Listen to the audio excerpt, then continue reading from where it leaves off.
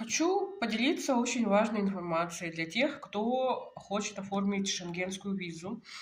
Сейчас, естественно, она делается не так быстро, как раньше. Если раньше мы делали ее там за 10 дней, да, сейчас виза оформляется, наверное, 4-5 месяцев, а то и больше. Вам надо это учитывать, потому что, приведу факт. Лично я сдавала в январе, вот 15 января, документы на оформление мультивизы в Италию. Она до сих пор не готова, я узнавала в консульстве Италии. Мне сказали, что не факт, что она вообще будет готова летом, вообще будет готова, может быть, осенью.